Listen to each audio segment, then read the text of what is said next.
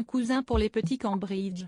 Selon la page 6 du New York Post, ce lundi 14 décembre, Pippa Middleton, sœur cadette de Kate Middleton, est enceinte de son deuxième enfant. Elle est de nouveau prête à pouponner. 2 ans après la naissance de son fils Arthur, fruit de son amour avec James Matthews, Pippa Middleton est enceinte d'un second enfant. L'info vient tout droit de la page 6 du magazine américain The New York Post. Une heureuse nouvelle également pour Kate Middleton qui deviendra tata pour la deuxième fois alors que ses enfants, le prince George, la princesse Charlotte et le prince Louis, accueilleront un nouveau cousin ou une cousine, puisque le sexe du bébé n'a pas encore été dévoilé.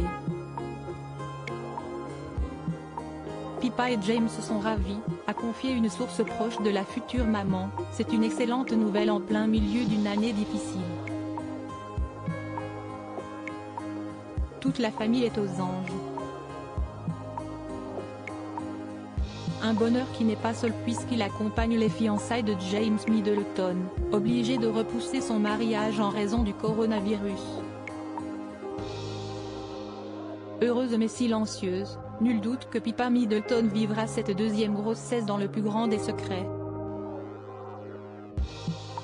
Car si la vie familiale et les naissances des enfants de Kate Middleton ont été exposées au monde entier, en raison de son rôle et de son statut au sein de la famille royale, sa sœur cadette, elle, profite de l'ombre, bien que son mariage ait été un événement ayant agité la chronique en 2017. Ainsi, lorsqu'elle était enceinte de son petit Arthur, la jeune femme n'avait pas dévoilé son baby bump au grand jour, accouchant discrètement le 15 octobre 2018, alors que Meghan Markle et le prince Harry, eux, annonçaient attendre leur premier enfant. Pippa Middleton, maman poule. Mais si elle est une maman discrète, Pippa Middleton n'en est pas moins aux petits soins pour sa famille. Dans les colonnes du magazine Waitrose Weekend, en octobre 2019, elle déclarait que son fils Arthur suivait une thérapie, même à seulement 1 an. Une thérapie spéciale puisqu'il s'agit d'une ostéopathie crânienne. Peu de temps après la naissance d'Arthur, l'année dernière, j'ai entendu quelques mamans parler des ostéopathes crâniens.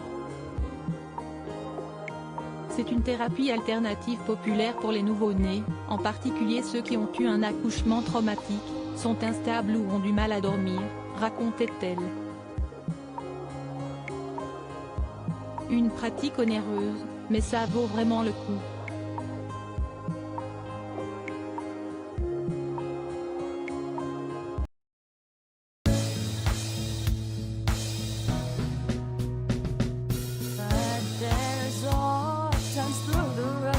I think you